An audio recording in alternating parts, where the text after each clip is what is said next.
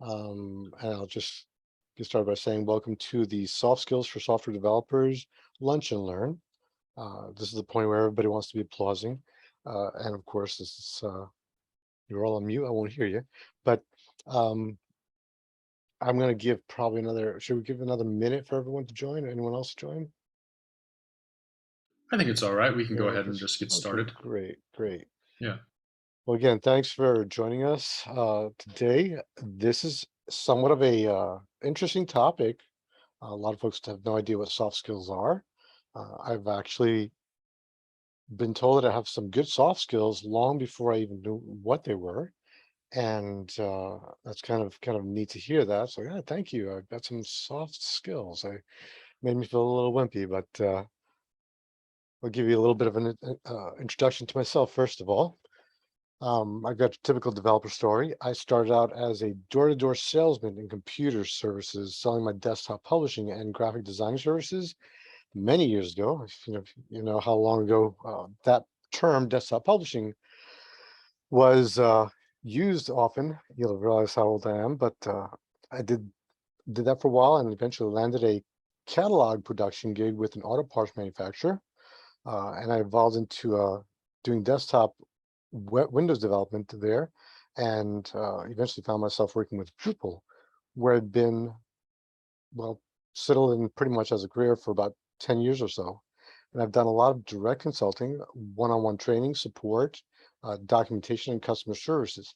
So I can honestly say that the key to my success is probably my soft skills that came before my hard skills. And as I said, I didn't really know what they were, but that doesn't make me an expert. I don't want to pretend to be an expert. In fact, um, for some people, having soft skills is a little bit more natural than others. For me, it actually was not. I have, let me back up even further. I'm from New Jersey, and living in Tennessee now, I've had to learn to slow down a lot. If I talk really fast at any given point, just if you need me to repeat myself, just let me know. I'll be happy to repeat or slow down a bit. But that's one of my weaknesses. Something that I've had to learn is to speak more clearly, speak more slowly, and with a slightly higher pitched voice, because having a deep voice makes it difficult to understand me.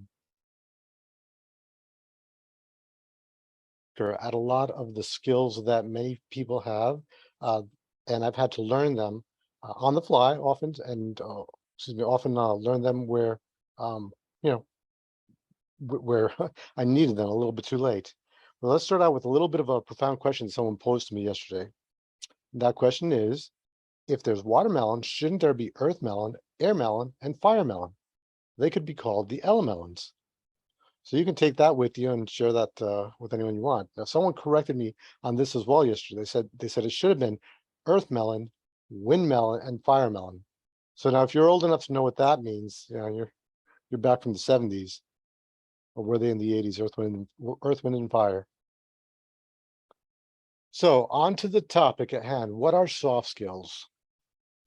Soft skills are the skills that enable you to fit into a workplace pretty well. They include your personality, your attitude, flexibility, motivation, and manners. Soft skills are so important that they're often the reason employers decide whether to keep or promote an employee. That's from thebalancedcareers.com. So, how important are your soft skills is a question I often hear, and why are they important? But how important are they is answered by just doing a Google search, and you'll find that your technical skills, if you search that term, will give you about 774,000 results, whereas 57, I'm sorry, soft skills will give you 57 plus million results. So a lot has been written about the topic because it's so important and because many employers are very concerned about that. And uh, anyone who's interested in advancing in their careers will find that this is a very interesting topic, very important topic. And I'll start out by saying something that I maybe should repeat at the end. There are no excuses for not acquiring your soft skills. They're learnable, just like hard skills. And being awkward or shy is pretty relevant. I am somebody who's pretty much my whole life very awkward, very shy, and struggled to communicate with folks. and that was not one of my great soft skills. But I did learn better communication skills and ended up getting better at know having one-on-one conversations. Being unwilling to change is going to be damaging to your professional growth, and these soft skills are valuable in every career. That is, again, another point that I really want to emphasize. This isn't just for developers.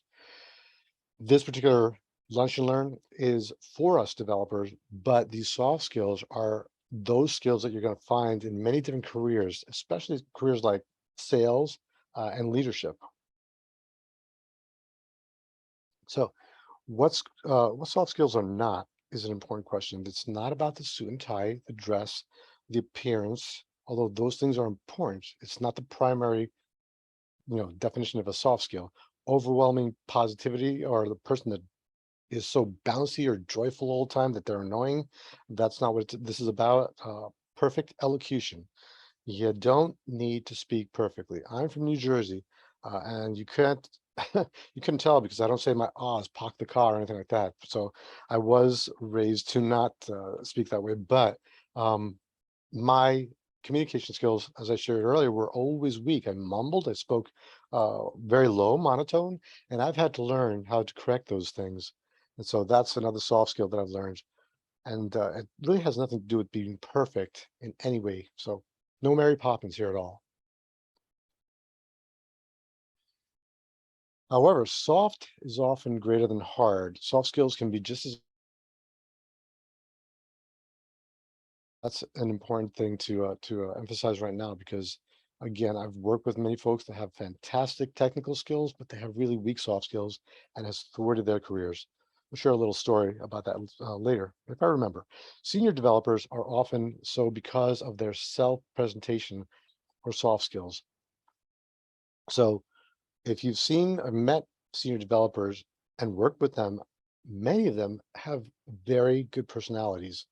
I believe that's a great way to sum it up. And that's what's placed them in the position of leadership.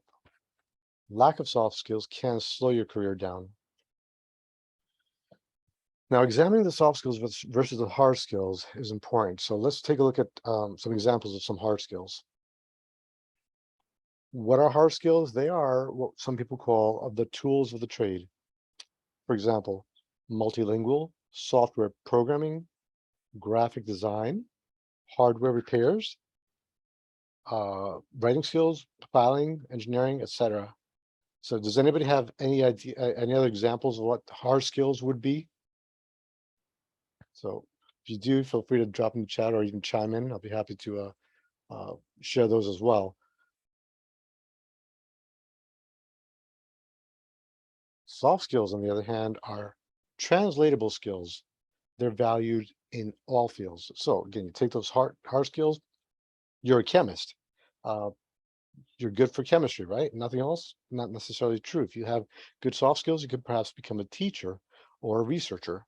Um, and these skills include things like creativity, ethics, relationship building, time management, organization, decision making, multitasking, etc. So all of these are very important. Even longevity is considered a soft skill.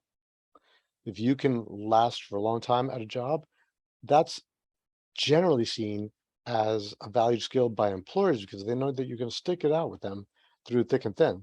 So they can value that. So soft skills are not weaknesses. Let me emphasize again that they're not something that portray you as a pushover. That is not what a soft skill is at all. You can be tough, strong, like good old friend Sully, but lovable.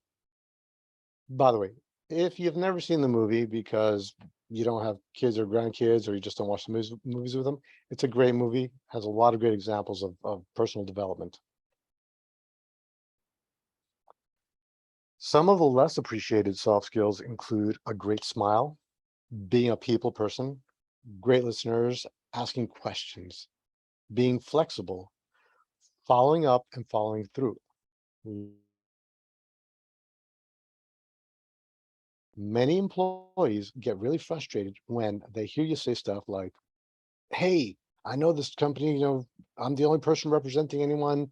I can surely get you an interview. And 2 weeks later, you haven't called them back. They've got to call you to find out that the job has been filled or that it's been closed temporarily. So follow up and follow through. It's not just recruiters, it's just about everyone else. If you're communicating with anyone and making promises of any kind, make sure you stay in touch with them. Multitasking. This can honestly say I'm somewhat single task oriented often. So if you're struggling with that, it's something that you can develop, but it's a strength that you can develop, but it is also an uncommon skill. So if you have that ability, that's going to be considered a valuable soft skill by many employers and clients and even your peers will look at that and say, hey, this guy can handle multiple different issues at one time. Excuse me. Personability is different than, no, it's not terribly different, but it's a little bit different than being a people person. Being a people person is when hey, you get along with others really well, but being personable is the same thing. Whereas being a people person is a little more involved. It's being a concerned with others' feelings and taking the time to develop those relationships and be interested in caring about others. And initiative, of course, is very important. In interviews, I've found myself, and this may be a weakness to some people. Sometimes I found some employees or some interviewers don't appreciate this.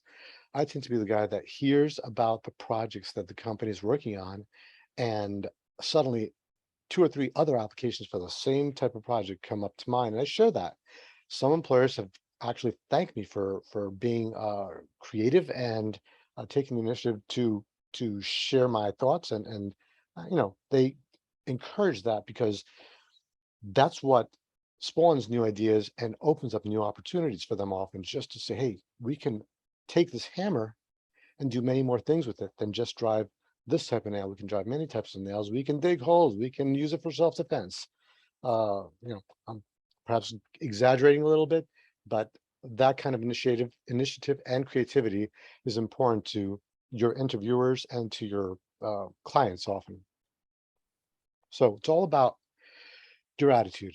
So all of these really has to do, or most of these have to do with attitude, but really the development of your soft skills also has to do with your attitude and wanting to improve and offer more than just your technical skills.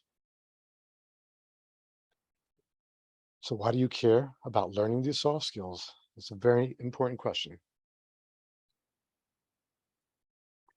Pardon me. The answer would be, to begin with, is that they help you nail the interview and get the job or get the client or employer or prospective employer or peers or clients. You want to be influential, you have to have some good, strong soft skills.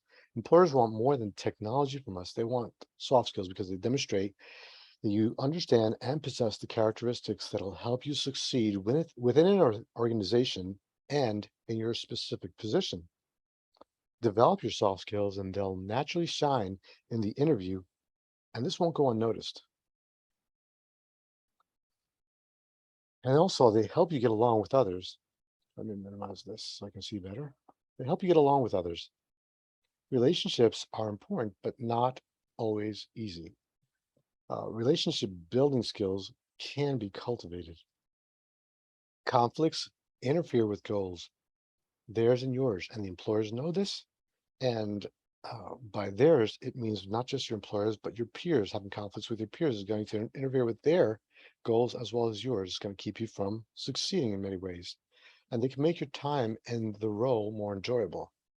And that's something I'm going to stop and emphasize. Many of us have had jobs that we just don't enjoy, but the skill of enjoying yourself can be cultivated, and it's something that you have to work on. You've got to find ways to enjoy what you're doing. Otherwise, there's no real reason to stick it out for very long because uh, y- well, let's put it this way, that there's an old saying that says if you do what you love, you'll never work a day in your life. And that's true, but if you love what you do, and if you do it in a way that's enjoyable to you, the job suddenly turns into a little bit more pleasurable. situation, and you don't really feel like you've got to rush to another job. Or if you do, it's not because you don't enjoy yourself. Take that enjoyment with you no matter where you go. It also saves you a lot of pain getting along with others. So now, let me stop to share a little story. Everybody knows a whiner who doesn't like his job or doesn't appreciate anything at all, or has got something to say that's kind of discouraging, and kind of makes the entire environment difficult. Why don't I get promoted to manager? I'm the best DBA in this place. But what about the why? That why right there is important. I've actually used this. This is a real world example from my experience. I worked with an individual who was very good at database development, and he did not get promoted to team lead like he thought he should have.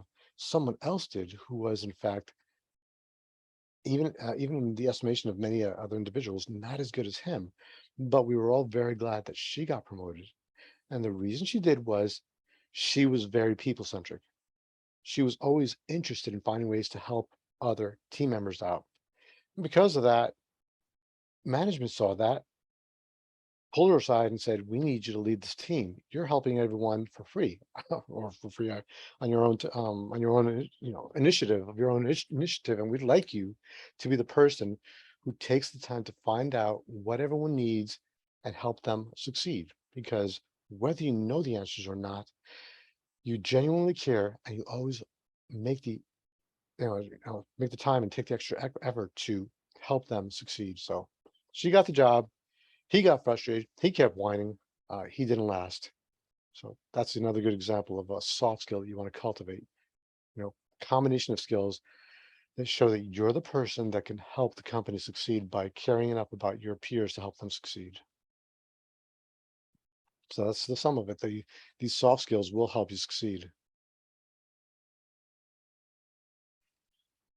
So now let's share some quotes from some famous people. Your ability to get along with others will determine your happiness and success as much as any other factor. Brian Tracy. So as I shared in this past example from my personal experience, and as many of you may have had experience with in others' lives, and maybe in your own life, getting along with others is going to make a big difference, not just in how you enjoy your job and how others enjoy having you around, but potentially in growth, financial growth, success in your advancement, and even, to be honest with you, success at home, because you can take that attitude that you experienced all day long at work, a positive enjoyment. And I'm going to be straight up. I've struggled with this. I've sometimes worked with people who spend half their time cussing me and everyone else out, and you go home and you're in a bad mood. It takes a little bit more effort to brush that off and enjoy yourself. And at other times, I've learned since that time how to just enjoy myself and take a different perspective. Um, Sharing another story, I many years ago read a book called How to Win Friends and Influence People. Uh, I I confused Dale Carnegie and Andrew Carnegie, but it was written by Carnegie. Anyway, he wrote this book, and I thought the book was all about how to sell something to folks and how to, you know, get them to do what you want. And it wasn't about that. Long and short of it, the summary of the book was the golden rule and how to get along with others by understanding life from their perspective and realizing that the old phrase, "if I was you, this is how I would handle it," is bogus. Because if I was you, I would handle stuff exactly as you do. If I was you, I would be walking a mile in your shoes and living your life. So if I was you, I would do things the way you do them, and I would deal with them the way you deal with them. And understanding that gives me a newfound compassion and sensitivity that I lacked before. It helps me understand that if I could take a few minutes to give myself a little bit of imagination, or push myself to be a little more creative mentally, and use the imagination that I have to put myself into your shoes, project myself into your life, I would get a better understanding of why you are the way you are. And that helps me have a little more compassion, not get so upset when you're upset, and not react, but instead respond in a more compassionate and sensitive way. So I can say, okay, hey, it's you, it's not me. You have a problem, and it's probably not with me. You took it out on me, but now I get to just turn around and live in the next minute. I think it was, I can't remember who it was. I just read this quote. If you had like 86,400 pennies and someone stole 60 of those pennies from you, would you risk the rest of those pennies, risk losing them to go after that person for those 60 pennies? The answer is probably no. You just like, forget it. Keep the 60 pennies. I've got a heck of a lot more. Well, every one of us has 86,400 seconds in every day. So if someone steals a minute of your life insulting you and somehow or another makes that minute less enjoyable, why would 1,360, sorry, 40 remaining pennies to go after them? Don't waste your time trying to recoup the minute that you lost to someone that really is broke compared to you. So moving on from that, Steve Case made the statement, you have to get along with people, but you also have to recognize that the strength of a team is different people with different perspectives and different personalities. So again, understanding that there are different types of personalities that you're going to work with, and each one of them is part of the team that you're on, and they help accomplish a common goal. So it helps you appreciate them a little bit more as well. So some of this is to say, do not run from conflict, but learn to deal with it with some good soft skills. A little bit of what I shared with you a bit ago will be helpful if you get a chance to read that book, How to Win Friends and Influence People. It's still so very relevant. You'll see some examples that are 100 years old from stuff that's way long past, but it will teach you how to really enjoy yourself, I believe, a lot more just by understanding people. Oh, and this slide is a little bit of, I should have shared this a little bit earlier, but this is an important reason that those soft skills are important.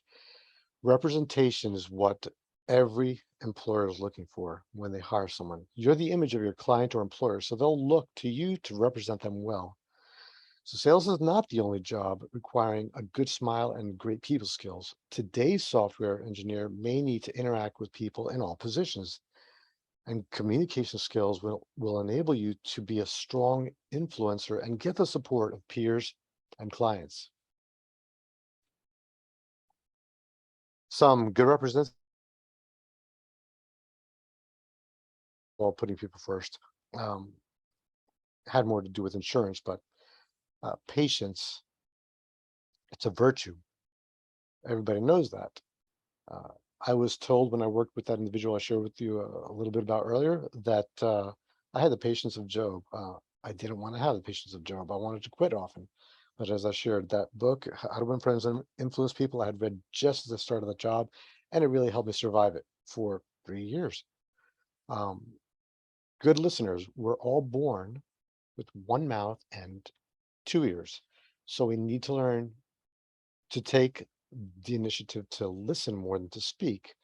It makes a lot of difference. I actually struggle with listening, not because I'm talking too much, although I do tend to do that too, but just, my attention skills tend to be a little weak. So I have to work extra hard at listening.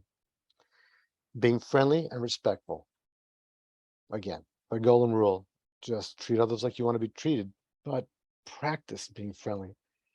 It's something, again, that I struggle with. And I can say honestly, I've always liked people, but being friendly is difficult. Now, being respectful, I was raised with that, soap, wash your mouth out with soap if you're just respectful, so on and so forth. But it is something that really pays off if you can work on these skills. And being well organized, hard for some of us, especially some of us. I struggle with that, but it's super important. Uh, Teachable. I'm sorry, let's back up. Detail oriented again. That's really another one. Not so much being nitpicky, but I do tend to be nitpicky, and I find that I can find flaws much quicker than most people. That works really great in business and analysis because you can find the flaws that need to be improved on and hopefully improve upon your own flaws. So it works pretty well in business. Not so much in marriage, I've learned, but it works really great in business. Um, Being teachable is going to be one of the most important, I think, lessons that we can walk away from today. If nothing else, always be eager to learn. You can't hide that. If you're sincerely looking to learn, you're going to learn, you're going to change, and you're going to improve. And just asking questions is going to show that you're a great student. So let's take a look at some examples of soft lack skills, or pardon, soft skill lacking. In other words, I couldn't think of a better term. Uh, but poor work ethics is obvious.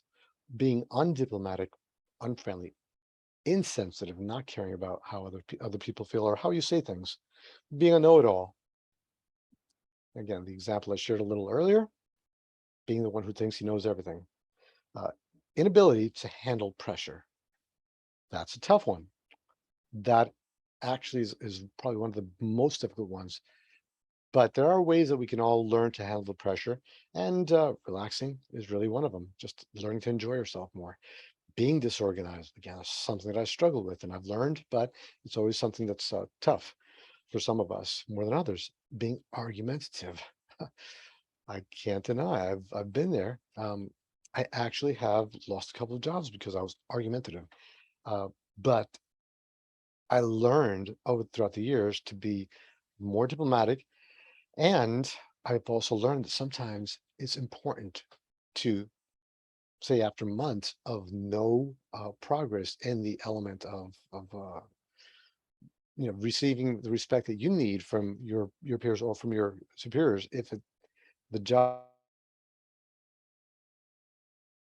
to just stand up and say, hey, this is wrong. You're constantly uh, nailing me in front of everybody, or you're constantly correcting things that don't need to really be corrected. And so take that one with a grain of salt and be sensitive to your needs as well as the needs of others. So don't argue unnecessarily. Don't look to always be the one who's right, and don't be a know-it-all.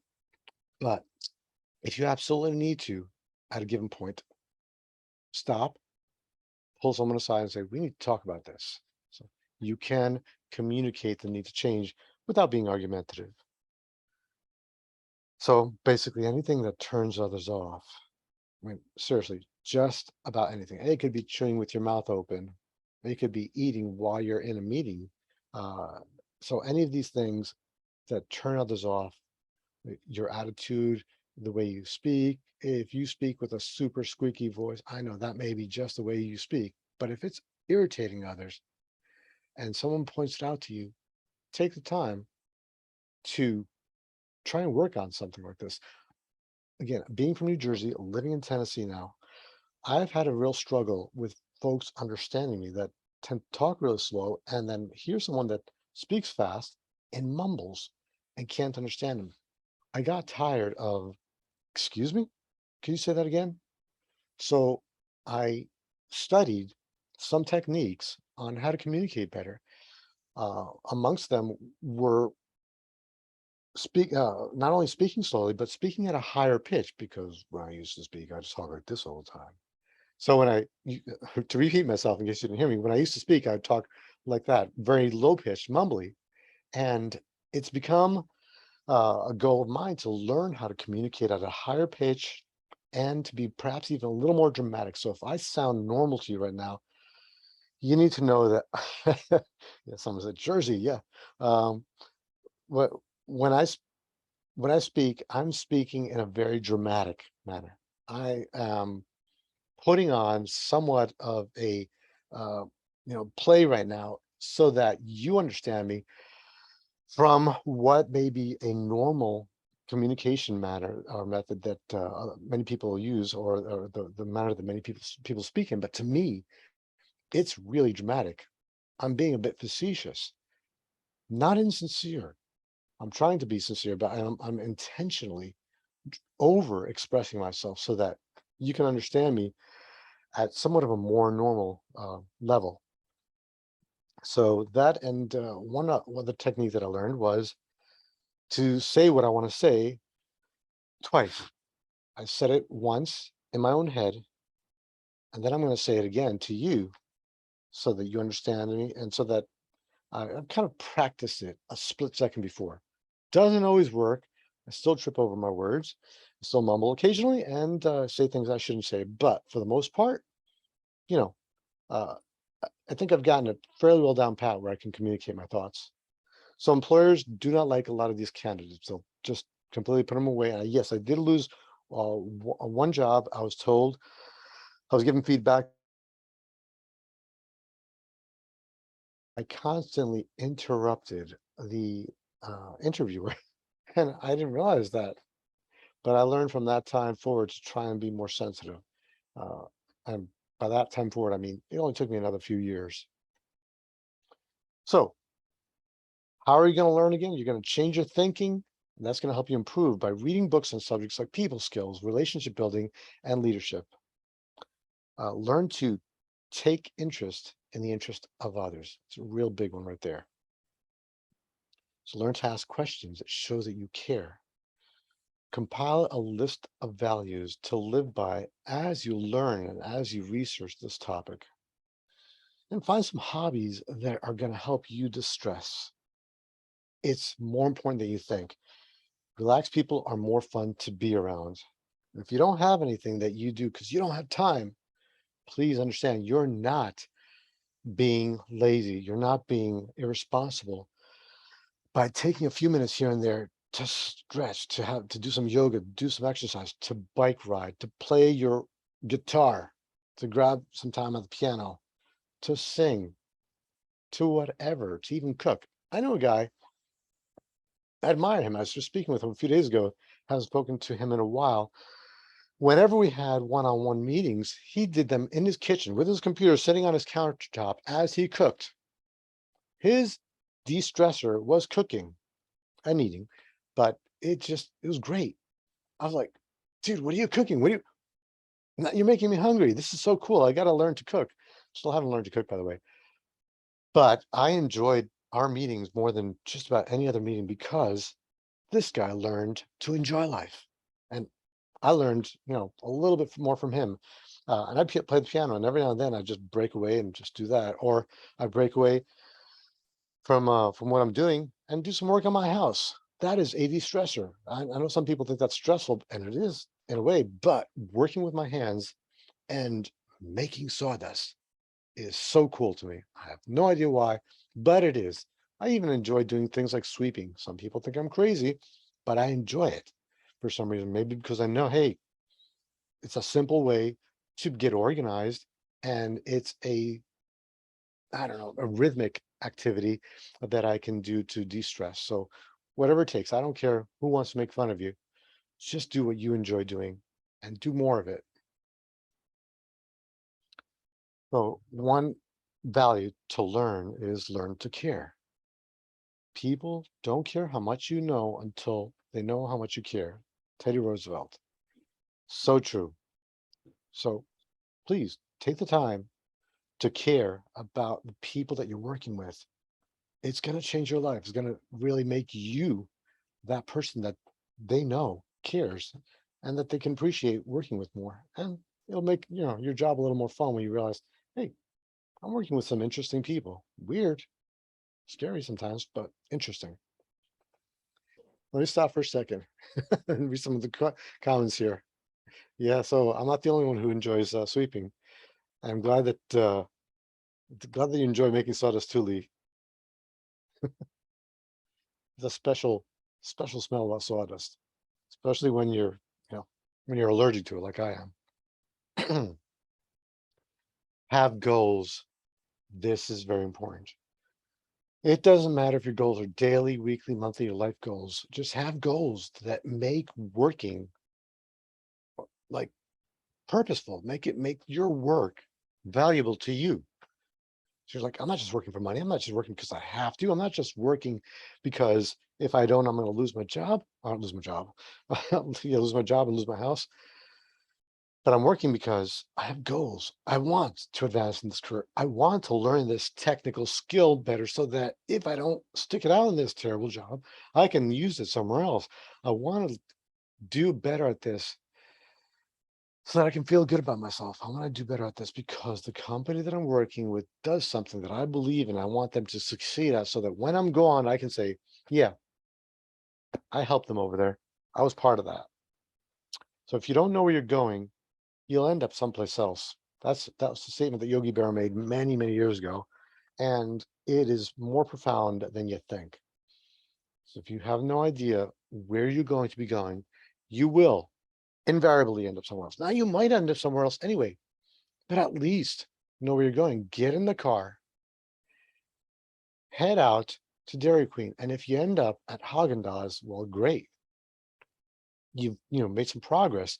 You've gotten the ice cream, maybe better ice cream, maybe it was closer, maybe it was farther, and you decided to skip Dairy Queen because you decided, look, if I'm going to, go 5 miles to Dairy Queen, I'm going to go 7 miles to Haagen-Dazs and enjoy something even further, even better rather. So just even if you have to go a little bit further. Same thing with your career, same thing with your daily goals. Have some kind day, tomorrow, whenever, and make them feel good about themselves and just make sure that they notice that, hey, you appreciate them and that you're in a good mood. And this is odd, by the way. The individual that I shared with you about earlier that was always cussing everyone out uh, inspired me to go into work more than once or twice a month and have plans on if one negative thing came out of his mouth that day, I was going to quit. I have no idea how it happened, but every single stinking time that I made that decision and I show up at work, this guy was in such a good mood. He destroyed my negative attitude. So you can do the same with other people. Have a positive attitude on a day that, you perhaps are even feeling crappy so that you can change not only your attitude, but everyone else's attitude around you and make that place a little bit better. A place that you'll enjoy working at and maybe other people will too. So kind of encouraging you to make a daily effort to be a Scrooge, not before, but after that visit from the three ghosts, and then be someone that you like. That is really important. By doing all this, you're going to become someone that you enjoy being. Success is liking yourself, liking what you do, and liking how you do it. Maya Angelou. Uh, like enjoying. Is enjoying yourself, enjoying what you do, and enjoying how you do it. So put whatever adjective you want to put in there, but make them positive. Make them things that you want for yourself, right? So I was going to share a bunch of resources. I realized there's so many resources out there. As I said, Google it. How many millions, 50 odd million results on this one topic alone. Make it a regular thing. Just look up some of these soft skills and then maybe say, okay, well, get yourself a list. As I showed before, there was a list of them that you you could potentially just pick from and say, well, I'm weak at this, that, and the other thing, and find ways to strengthen them. If you're weak at communication, work on that one. If you're weak at smiling, work on that one.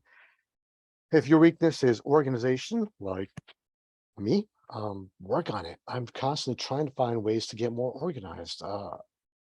Sometimes folks will walk into my home office and say, my home office, excuse me, and say, "Wow, you're doing a great job organizing here." And then they're looking at another part of the office and say, "Oh, well," and then there's that.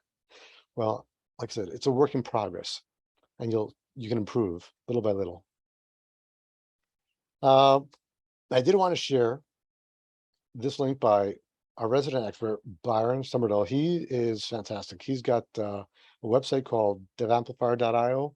Um, his specialty is this topic, in fact, helping developers improve and grow in their career. So I encourage you to visit his site and just learn from him if you could, as well as others. Uh, and oh, Chris mentions that he's the chief. He's now the excuse me, the esteemed chief product officer. So that's fantastic.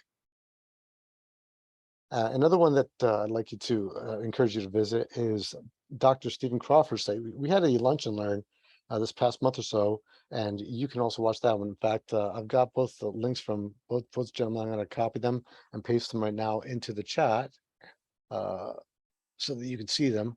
Um, but visit Dr. Stephen Crawford's site, and he's got a fantastic book that I was talking to Matthew about earlier. I think it's called "Too Stupid to Fail."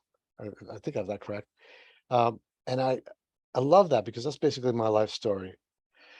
One of my greatest skills is being ignorant, being too dumb to quit, and that is actually a skill that I think many of us need to acquire. Is not looking at a task or a challenge and saying, I can't handle this because it's way over my head. But looking at it and saying, oh, this is cool. How does this work? Oh, crap. 6 hours have passed and I finally figured it out and understand it. Whatever time it takes to improve in any skill, technical, soft skills, etc. If you don't quit, you will eventually get somewhere with it. You'll make some progress. So if you could watch his video, it's a great, on YouTube it's a recording of the lunch and learn. Um, you'll love it. I think it's something that you'll benefit from. And I encourage everyone to work their best to improve on a lot of these skills. Any of these skills will improve your chances of progressing in your personal career. So that seems to be all that I have for slides. And if we have time for some questions now, if anybody would like to share either, ask a question or even share some of your thoughts, some of your experience, we'd love to hear from you. Uh, don't be shy, please. I know there's plenty of folks on the call here, and I encourage anyone to reach out, just unmute yourself or uh, share in the chat if you'd like.